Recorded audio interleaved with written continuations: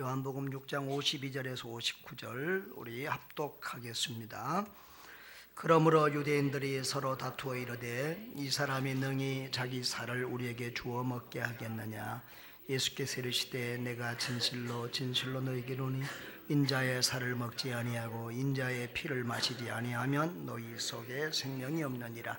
내 살을 먹고 내 피를 마시는 자는 영생을 가졌고 마지막 날에 내가 그를 다시 살리리니 내 살은 참된 양식이요 내 피는 참된 음료로다. 내 살을 먹고 내 피를 마시는 자는 내 안에 거하고 나도 그의 안에 거하나니 살아계신 아버지께서 나를 보내심에 내가 아버지로 말미암아 사는 것 같이 나를 먹는 그 사람도 나로 말미암아 살리라. 이것은 하늘에서 내려온 떡이니 조상들이 먹고도 죽은 그것과 같이 아니하여 이 떡을 먹는 자는 영원히 살리라. 이 말씀은 예수께서 가버나움 회당에서 가르치실 때에 하셨느니라. 아멘. 오늘 성찬주일이라고 이렇게 표현을 했는데 이 성찬예식이 우리 신앙생활에 얼마나 중요하고 귀한 것인지 모릅니다. 우리 신학교에서 이 공부를 하면 은혜의 방편, 하나님이 우리에게 은혜를 주시는 두 가지 방편이 있다 이렇게 배우는데요. 그것은 말씀과 이 성례식이라고 그렇게 표현을 합니다.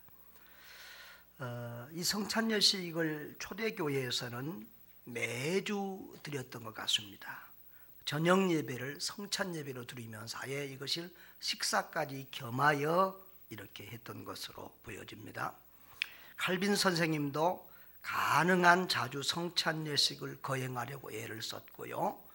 또 우리 교단 예식서에도 보면 가능한 자주 최소 연 2회 이상은 성찬 예식을 해야 된다고 했습니다. 그래서 이 개혁주의 교회에서 개신교에서는 이 성찬 예식은 설교 다음으로 중요한 예전이었습니다. 설교가 듣는 말씀, 듣는 복음이라고 하면 이 성찬 예식은 보는 말씀, 보는 복음입니다.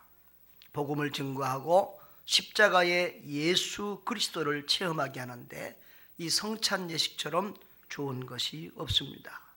그런데 우리 현대 교회가 이제 말씀 중심의 이런 예배가 되다 보니까 자꾸만 성찬 예식이 줄어들게 되고 또 보통 중요한 절기에만 이 성찬 예식을 하다 보니까 이 성찬의 중요성과 의미에 대해서 좀 더 가르치고 설교해야 되는데 그러지 못한 아쉬움이 저에게 늘 있었습니다. 그래서 앞으로는 한 2달에 한 번권, 그러니까 절기가 이렇게 뚝 떨어져 있는 데는 이렇게 좀 성찬 예식을 해서 가능하면 더 자주 성찬 예식을 하려고 합니다. 어떤 교회들은 우리 한국에는 그런 교회가 드물지만 외국에 가보면 매주마다 성찬 예식을 하는 교회도 많이 있습니다. 제 기억에 제가 91년도라고 생각이 되는데 그때 제가 인천에서 목회할 때 선교사 가기 전입니다. 인도에 선교사를 파송하고 그리고 가장 인도 그 뭄바이, 옛날에는 봄베이라고 했습니다. 가장 어려운 지역에 우리 예배당을 세웠는데 그 지역의 큰 현지인 교회를 돌아다 보게 됐습니다. 한 300명이 되는데 큰 무더운 여름철에 에어컨도 없이 예배를 드려요. 근데 이렇게 강단이 이렇게 계단이 있는데 전부 다 순서대로 가서 이 계단에 쭉 엎드려요. 그래가지고 전부 다 이 성찬을 마시는데 떡과 포도주를 먹고 마시는데 이게 잔이 부족한 거예요. 그러니까 앞에 사람이 먹었던 거 닦지도 않고 계속해서 거기다 막 부어서 줘요. 그걸 보고는 제가 안타까워서 그때 성찬기 사라고 $100를 헌금해 줬는데 얼마나 가난한 지역인지 그 선교사님이 그래요. 아마 저 교회 한 달 헌금하고 그 $100가 그 교회 한 달 헌금일 겁니다. 그러더라고요. 아무튼 그때 참 인상적이었습니다. 어떤 유럽의 교회들은 이렇게 이 하나됨을 강조하기 위해서 큰 포도주를 큰 잔에다 해가지고 한 컵으로 조금씩 다 돌려가면서 마시는 그런 성찬식을 하기도 합니다. 우리도 그렇게 할까요? 조금 거시기 하지요? 예. 아무튼 이렇게 온 세계가 여러 가지 다양한 방법으로 성찬 예식을 거행하고 있지만 그 의미는 동일한 줄로 믿습니다. 오늘 예수님께 사람들이 많이 본문에 보면 몰려들었는데 무슨 일 때문에 이렇게 사람들이 몰려왔느냐 그러면 요한복음 6장에 보면 우리가 잘 아는 오병이어의 기적이 나옵니다. 예수님이 보리떡 5개와 물고기 2마리로 얼마를 먹이셨어요? 5,000명이 넘는, 그러니까 어른 장년만 씌어서 5,000명이니까 아이들과 여자까지 하면 최소한 10,000명에서 20,000명 될 것이라 생각을 하는데 그렇게 많은 사람들을 주님이 기적적으로 먹였습니다. 그리고 12광주리가 남았어요. 사람들이 눈 생기고 코 생기고 그런 일을 처음 봤죠. 떡을 나눠주면, 조그만 떡이 나눠주면 계속 또 떡이 생기는 거예요. 고기를 나눠주면 계속 또 고기가 생기는 거예요. 그래서 그 기막힌 음식을 먹은 사람들이, 여러분 발 없는 말이 천리 간다고 이 말이 퍼져가지고 사람들이 막 몰려들기 시작했습니다. 심지어는 사람들이 어땠어요? 예수님을 왕을 삼으려고 하니까 예수님이 빨리 그 사람들 속에서 제자들을 피해서 저 멀리 바다 건너로 건너가게 했어요. 그리고 예수님은 혼자서 산에 올라가서 밤새 기도하다가 무리를 걸어서 바다 위를 건너갔습니다. 그 다음날 사람들이 예수님을 찾으니까 없어, 배가 저쪽으로 건너가고, 그래서 거기까지 사람들이 막 배를 타고 쫓아갑니다. 그랬더니 예수님이 그들에게 뭐라고 말합니까? 너희가 이렇게 몰려온 까닭은 나를 찾는 것은 표적을 본 까닭이 아니요 떡을 먹고 배부른 까닭이로구나. 그러면서 또 지금 떡 달라고, 먹을 것 달라고 이렇게, 언제든지 사람들은 이 경제적인 문제에 민감하잖아요. 그래서 정말 예수님을 왕까지 삼으려고 했던 그런 결정적인, 가장 예수님이 인기를 얻은 그런 때였어요. 그런데 예수님은 그런 사람들에게 너가 떡을 먹고 배부른 까닭에 왔구나, 썩을 양식을 위하여 일하지 말고 영생하도록 있는 양식을 위해서 일하라. 그러면서 이런 육적인 음식보다 영적인 음식이 더 중요함을 강조했습니다. 그러면서 진실로 너희에게 이르노니 너희가 모세가 너희에게 하늘로부터 떡을 준 것이 아니라 광야에서 살 때 이스라엘 백성들이 뭘 먹고 살았어요? 40년 동안 만나를 먹고 살았는데 그 만나는 모세가 준 것이 아니라 내 아버지께서 너희에게 하늘로부터 준 것이다 라고 말하면서 그 만나는 진짜 만나이신 예수 그리스도를 상징했다는 거예요. 여러분, 구약에 양이나 염소로 제사를 지냈는데 그것은 누구를 상징했어요? 예수님을 상징했어요. 그러나 그 상징물들은 본체가 아니기 때문에 온전하지 못해서 양이나 염소를 잡아서 제사했지만 뭐 했어요? 매일 잡아서 제사했어요. 그러나 본체이신 온전하신 예수님은 십자가에 한 번 죽으심으로, 한 번 제물이 됨으로 영원한 제물이 되었다고 그랬어요. 이 만나도 마찬가지입니다. 그 만나가 하늘에서부터 내렸는데 그 만나는 하루 먹으면 끝이, 일시적인 생명을 유지했어요. 그러나 만나의 본체이신 그 만나가 하늘로부터 이 땅에 왔는데 그 생명의 떡 예수 그리스도를 먹는 자는 결코 줄이지 아니하고 목마르지 아니하고 영원히 산다는 것입니다. 그러면서 주님께서 말씀하십니다. 진실로 진실로 너에게 이르노니 믿는 자는 영생을 가졌나니 내가 곧 생명의 떡이로다. 너희 조상들은 광야에서 만나를 먹었어도 죽었거니와 나는 하늘에서 내려온 산떡이니 사람으로 하여금 먹고 죽지 아니하게 하는 것이니라. 나는 하늘에서 내려온 살아있는 떡이니 이 떡을 먹으면 영생하리라. 내가 줄 떡은 곧 세상의 생명을 위한 내 살이니라. 예수님이 무슨 떡을 준다고요? 자기 살을 떡으로 준다는 거예요. 여러분, 예수님 살 주면 먹겠습니까? 예수님 피 주면 마시겠습니까? 그런데 이 예수님은 자기 살을 주고 피를 준다는 말인데, 이것은 무엇을 상징하지요? 십자가에서 우리를 위해서 당신의 육체를 내어놓으시고 피 흘리실 것을 말씀하심이죠. 그러니까 예수님이 살을 준다고 피를 준다고 그러니까 사람들이 막 수군수군 하면서 서로 다툽니다. 이 사람이 어떻게 자기 살을 우리에게 준다는 말이냐, 어떻게 그걸 우리가 먹냐, 그러면서 막 서로 막 수군수군하고 다투고 난리가 났습니다.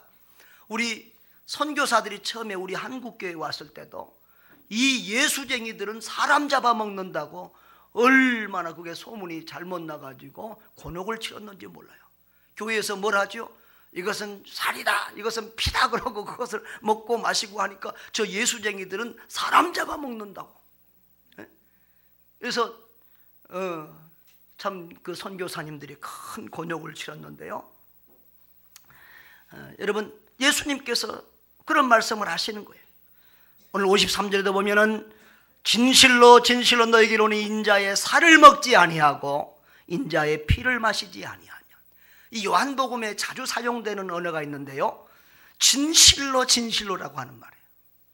이것은 주님이 뭔가 그 진리를 강조할 때 자주 사용하시는 표현이에요.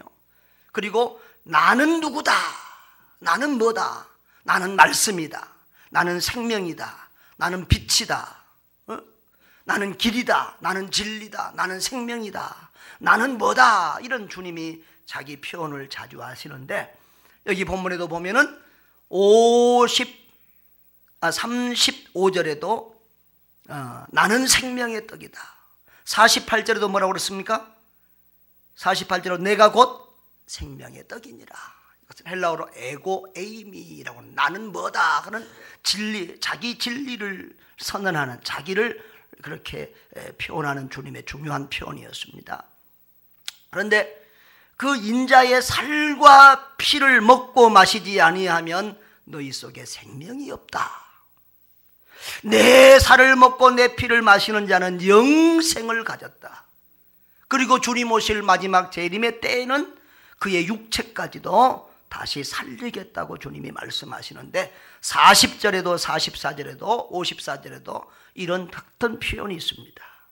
그리고 내 56절 57절은 내 살을 먹고 내 피를 마시는 자는 내 안에 거하고 나도 그의 안에 거하나니 살아계신 아버지께서 나를 보내심에 내가 아버지로 말미암아 사는 것 같이 나를 먹는 그 사람도 나로 말미암아 살리라. 그러면서 이것은 하늘에서 내려온 떡이니 조상들이 먹고도 죽은 그것과 같지 아니하여 이 떡을 먹는 자는 영원히 살리라. 이 떡을 먹는 자는 영원히 살리라. 주님이 그렇게 말씀했습니다. 여러분,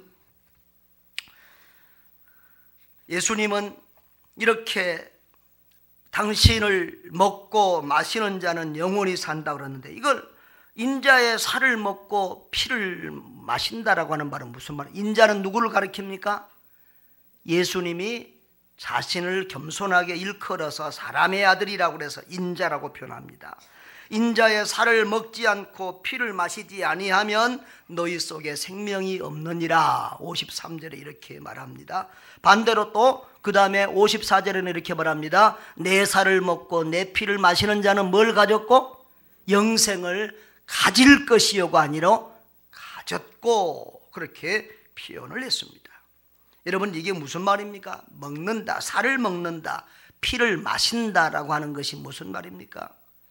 여러분, 예수님은 육적인 것을 영적으로 설명하는데 아주 탁월하셨죠. 그래서 늘 눈에 보이는 것 가지고 이 비유를 들어서 영적인 것을 자주 설명했는데, 이 성찬 예식도 그런 어떤 영적 의미를 내포하고 있습니다. 이 살을 이렇게 살을 상징하는 뭘 먹어요? 우리가 떡을 먹고 예수님의 보혈을 상징하는 포도주를 마시는데, 이것이 우리 속에 들어가는 것처럼 우리가 예수님을 우리 어디다 영접해요? 우리 마음에 영접하는 겁니다. 그러니까 예수님을 영접한다고 하는 말은 또 무슨 말하고 같아요? 믿는다는 말하고 같아요. 그러니까 예수님을, 이 살과 피가 상징하는 것이 누구예요? 예수님. 어떤 예수? 우리를 위하여 살이 찢기고 우리를 위하여 십자가에서 피 흘리시는 예수. 응? 우리의 죄 때문에 채찍에 맞으시고 우리 죄 때문에 못 박히신 그 찢기신 육체, 그 살, 그것을 상징하는 것이 뭐라고요?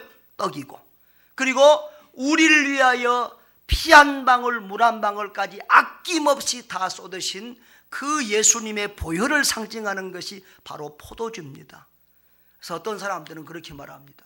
이게 뭐 그냥 술인 줄 알고 이 포도주를 써도 되고 포도즙을 써도 되는데 사실 즙이 더 우리에게는 좋을 수 있죠. 그런데 어떤 사람들은 야, 이거 왜 또 외국식으로 포도주냐? 우리나라는 막걸리다. 그래서 또 막걸리를 쓰자는 또 고약한 사람들도 있는데, 사실 이 포도주, 이 붉은 포도주를 쓰는 것은 예수님의 보혈을 상징하는 의미를 가지고 있습니다. 그래서 이 살과 피를 먹고 마신다라고 하는 말은 그 예수님을, 이 우리를 위해서 살을 찢기고 우리를 위해서 피를 흘리신 예수님을 우리 마음에 영접한다, 믿는다, 그런 말입니다. 아멘. 그러니까 여기 보면 이 살과 피를 먹지 아니하고 마시지 아니하면 너희 속에 생명이 없느니라, 이 말은 무슨 말입니까? 예수님을 영접하지 아니하면, 예수님을 믿지 아니하면 너희에게 뭐가 없다? 생명이 없다, 그 말이에요. 54절에 내 살을 먹고 내 피를 마시는 자는 영생을 가졌고, 이 말은 무슨 말입니까? 예수님을 영접한 사람, 예수님을 믿는 사람은 뭘 가졌다? 영생을 얻었다. 영생을 얻었다, 그 말입니다. 아멘. 앞으로 얻은 것이 아닙니다. 여러분, 예수님을 믿습니까? 예수님을 영접했습니까? 그러면 앞으로 구원받을 것이 아니라 이미 구원받았습니다, 그런 말입니다.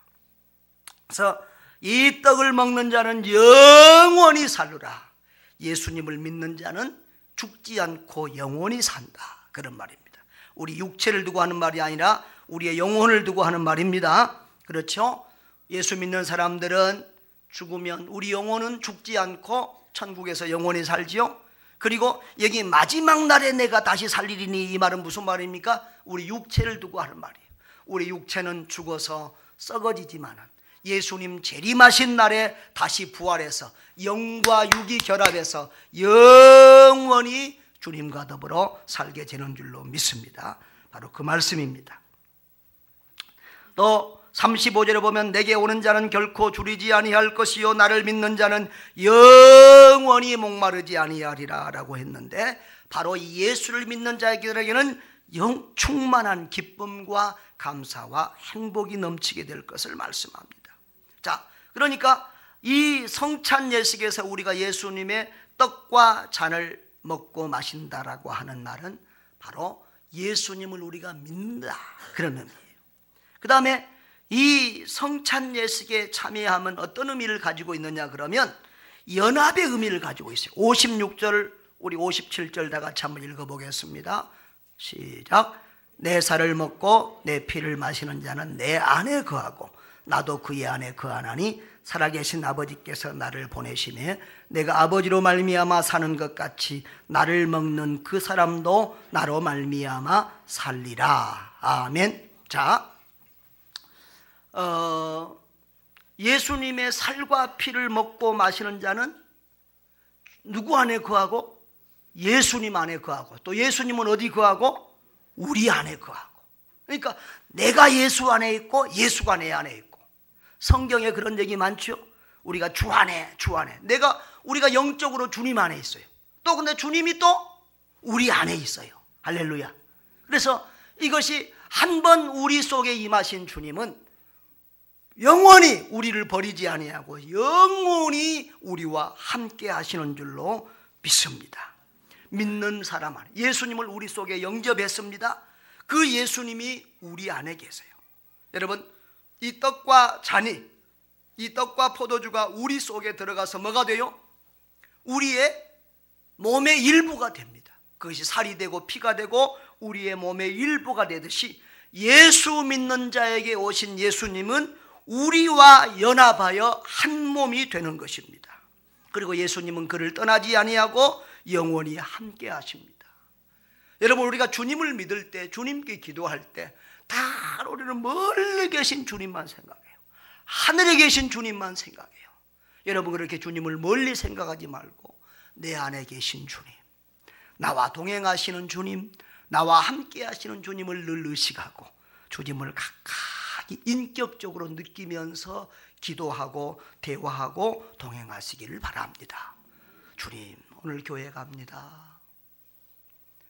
주님, 내 마음을 옥토바스로 만들어주세요.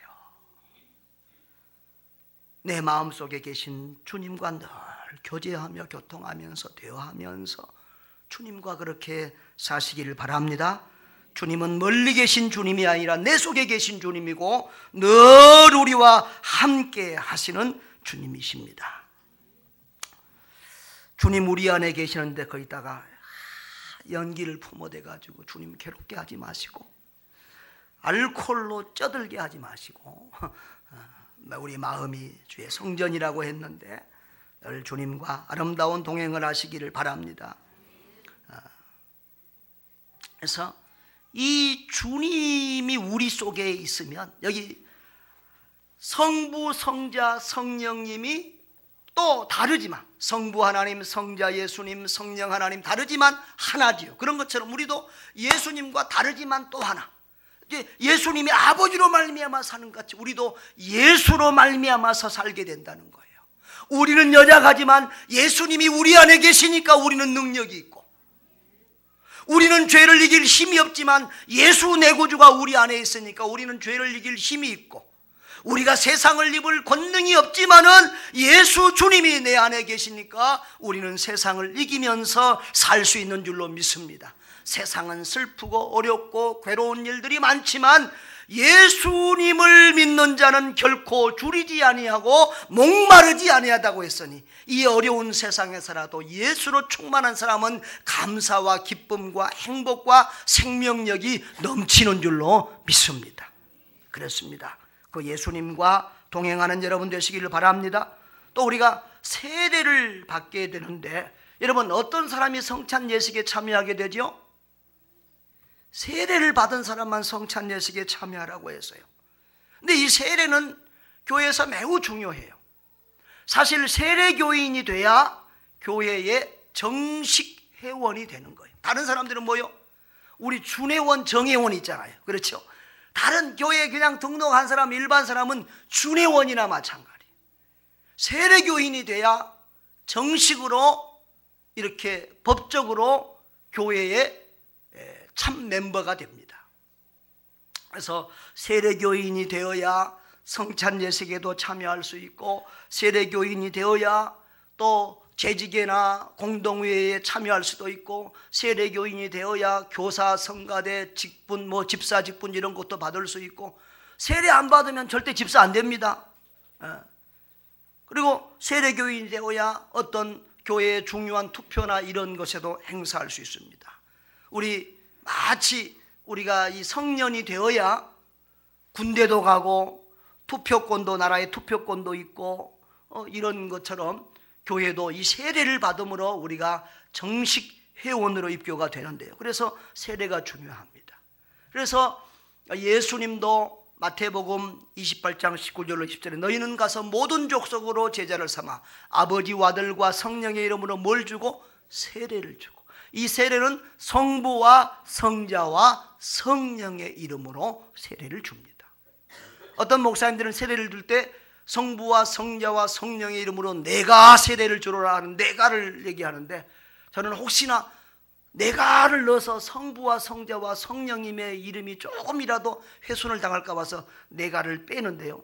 여러분, 그래서 이 세례는 어느 교회에서 받았든지 간에 다른 교회에서 세례 받은 사람 우리 교회 왔다고 다시 받으세요 이런 말 없지요? 또 다른 나라에서 세례 받았다고 우리 한국에 왔다고 다시 받는 거 없지요? 온 세계 모든 교회가 성부와 성자와 성령의 이름으로 세례를 주고, 그리고 그렇게 세례를 받은 것에 대해서는 서로 다 인정해 주는 것입니다. 그러니까 이 예수 그리스도 안에서 우리는 다 하나예요. 우리 아까 연합의 의미를 말했는데, 여러분 우리가 이 성찬에 참여하고 예수님을 믿으면 주님과 내가 하나가 되고, 또 우리가 성찬 예식을 통해서 성도끼리도 하나 되는 거예요. 자, 아까 원래 옛날의 성찬식은 어떻게 했다고? 큰 떡을 하나 해갖고 전부 다 한 떡을 가지고 떼먹는 거예요. 그러니까 예수 안에서 우리는 뭐다? 한 식구다. 포도주도 아까 어떻게 한다고요? 큰 거 가지고 다 나눠 먹는 거예요. 우리는 한 가족이고 한 몸, 한 피 받은 한 식구라는 거예요. 그래서 다 우리 다르지만 우리는 예수 그리스도 안에서 한 피 받아 한 몸이른 한 가족, 한 형제 자매라고 하는 그런 연합과 공동체 의미가 이 성찬 예식 속에 들어있어요. 그래서 우리가 세례를 받을 때도 성부와 성자와 성령의 이름으로 세례를 받고, 그래서 어디에서든지 이 세례를 서로 인정해주고 그렇게 하는 것입니다. 이 세례는 예수님을 영접한 사람이 받는 거죠.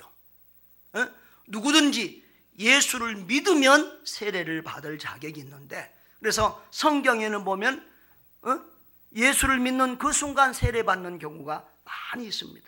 그런데 우리 한국 교회는 이렇게 좀 텀을 두어서 이렇게 확인하고 그 다음에 주는데요. 처음에 우리 한국의 선교사님들이 들어왔을 때 이 세례를 한국 사람들이 너무, 한국 사람들은 이 종교성이 있어요. 왜 그럴까요? 우리는 옛날부터 하나님 아버지 그러면 뭐 옛날부터 별 거부 반응이 없어요. 하나님 믿으세요 그러면 안 믿어. 세상 사람들도 다 하나님 믿는다고 그래요. 그래서 교회에 쉽게 나와서 쉽게 세례를 받는데, 그래놓고는 교회를 안 나온 사람들이 너무 많아. 그래서 이것을 좀 더 정확하게 하기 위해서 열심히 교회를 나오고, 이렇게 한 6개월 나오면 학습을 주고, 그 다음에 또 한 6개월 잘 나오면 세례를 주고, 이런 식으로 우리 선교사님 했는데, 이제 그게 전통이 돼가지고 이렇게 많이 내려오는데, 사실은 성경에 학습이라는 건 없고, 그래서 누구든지 구원의 확신이 있는 사람은 세례를 받을 수 있어요. 그러니까 세례는 어떤 표시냐 그러면 이 사람 구원받았다, 구원받은 하나님의 자녀다라고 하는 건데, 여러분 구원받은 하나님의 자녀가 눈으로 보여요 안 보여요? 안 보여요. 그래서 눈에 보이는 외적인 세례를 줌으로 해서 이 사람이 하나님의 자녀다, 하나님의 백성이다, 이렇게 인치는 거예요. 그러니까 어떻게 보면 저는 그런 식으로 이제 이해를 시키는데요. 영적인 결혼식이다. 여러분 우리가 결혼식 하고 살아도 되고 안 하고 살아도 되잖아요. 그런데도 그게 결혼식을 하는 것은 만인 앞에서 이 남자 건드리지 마라, 내 남자야. 이 여자 건드리지 마라, 내 여자야. 그럼 만인 앞에서 나는 이 사람만 흰머리가 뭐 되도록?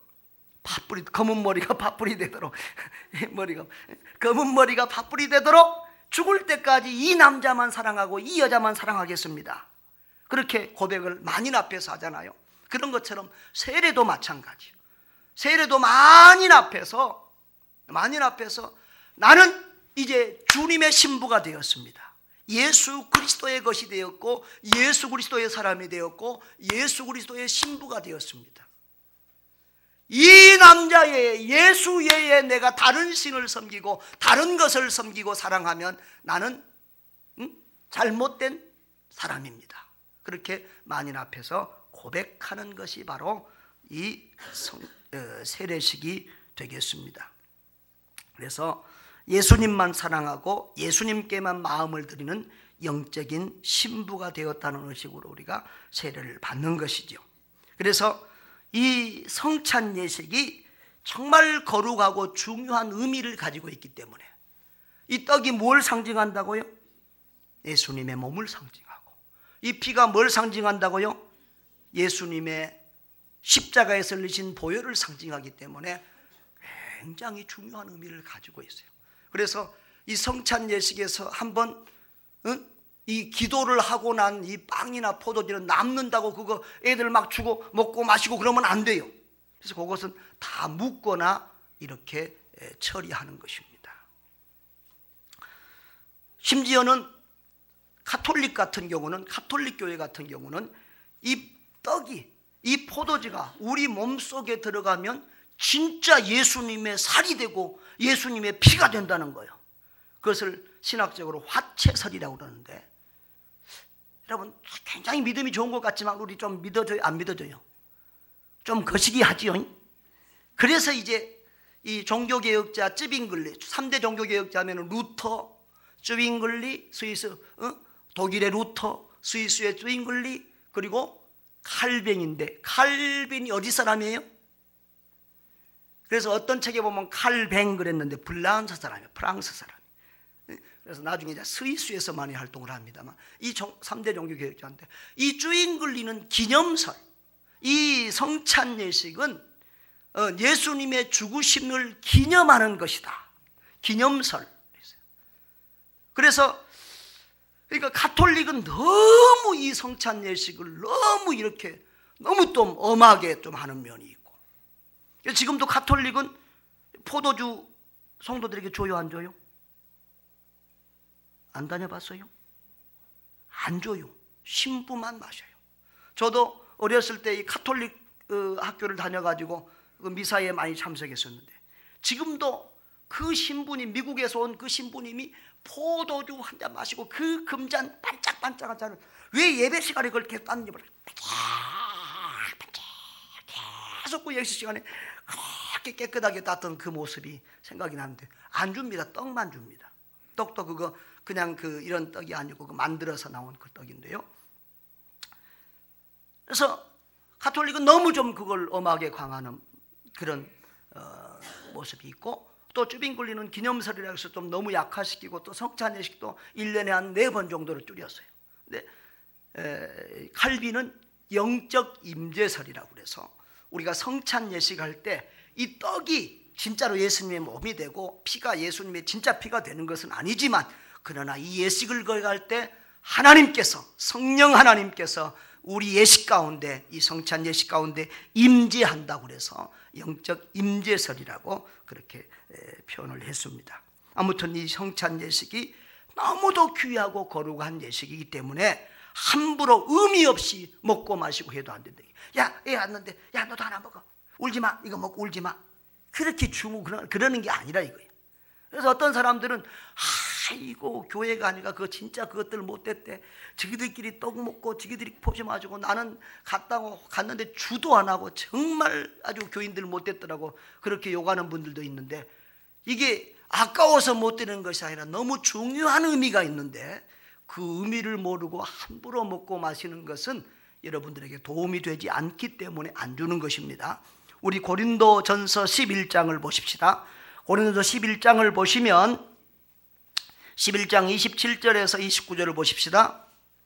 고린도전서 11장 27절에서 29절 찾았습니까? 찾았습니까? 그럼 다 같이 읽습니다. 그러므로 누구든지 주의 떡이나 잔을 합당하지 않게 먹고 마시는 자는 주의 몸과 피에 대하여 죄를 짓는 것이니라. 사람이 자기를 살피고 그 후에야 이 떡을 먹고 이 잔을 마실지니, 주의 몸을 분별하지 못하고 먹고 마시는 자는 자기의 죄를 먹고 마시는 것이니라. 아멘. 그러니까 성찬 예식이 뭔지도 모르고 구원의 믿음도 없이 이것을 먹고 마시는 것은 하나님 앞에 죄가 된다는 겁니다. 그리고 또 이 성찬 예식은 세례를 받았더라도 심각한 죄를 짓고 온전히 회개하지 않는다는 이 성찬에 참여하지 못하도록 했습니다. 그래서 교회 안에서 큰 죄를 짓는 사람들에게는 교회가 벌을 줄 때 수찬정지 이런 벌이 있어요. 6개월 동안, 1년 동안 성찬 예식에 참여하지 못하게 하는 이런 벌을 주기도 했습니다. 여러분, 이렇게 우리 성찬 예식은 아주 중요한 것이 됩니다. 그런데 저희 교회는 꼭 세례를 어떤 경우에는 1년이 안 돼도 주는 경우가 있는데, 사실은 학습이 성경에 있다 없다? 이게 우리 한국 교회의 어떤 전통적인 것인데요, 저도 사실은 학습을 안 받고 세례를 받았어요. 그래서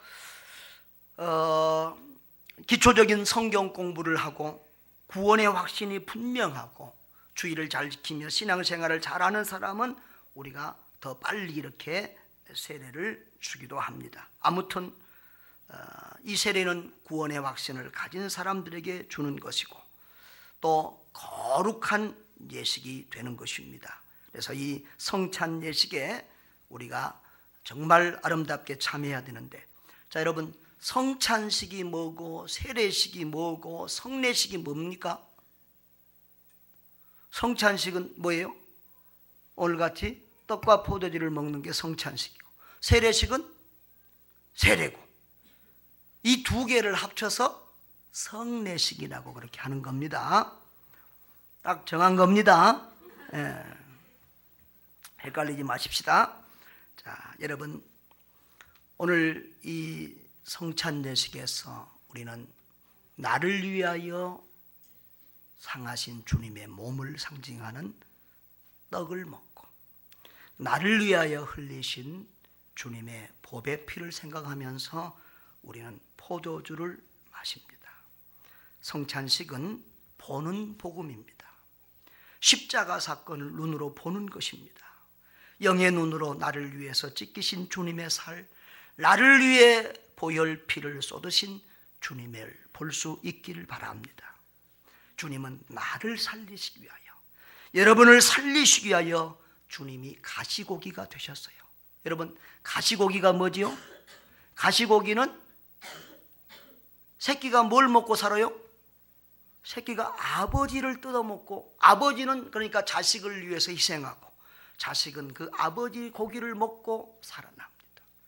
예수님은 우리를 위하여 당신의 목숨을, 당신의 생명을, 당신의 살과 피를 주셨습니다.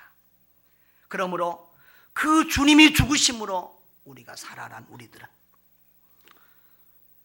그 주님의 영원한 생명을 받은 우리들은 나를 위하여 대신 죽으신 주님을 생각하면서 이제 나의 삶이 아니라 주님의 삶을 대신 살고자 하는 마음을 가져야 될 줄 믿습니다. 세례를 안 받으신 분들도 앞으로 빨리 잘 믿어서 세례를 받고 이 성찬에 참여해야 되겠다 하는 마음을 가지고 기도하면서 성찬 예식에 참여하시기를 바랍니다. 주님께서 나를 위해서 모든 것을 다 주셨으니 나도 내 모든 것을 주님 앞에 드리겠습니다. 그런 고백과 기도를 하면서 이 성찬 예식에 참여하시기를 바랍니다. 또 나와 하나 되신 예수님, 이제 또 그 내 속에 거하시며 나와 하나 되신 예수님을 더 깊이 느끼고 체험하면서 한평생 예수님과 동행하는 더 깊은, 더 뜨거운 사랑의 삶을 사는 여러분 되시기를 바랍니다. 예수님처럼 나를 희생하여 남을 살리는 삶을 살고, 예수를 전도하고 증거하고, 그리고 예수님처럼 섬기고 희생하는 삶을 살아가시기를 결단하고 다짐하는 귀한 시간 되시기를 주의 이름으로 축원합니다.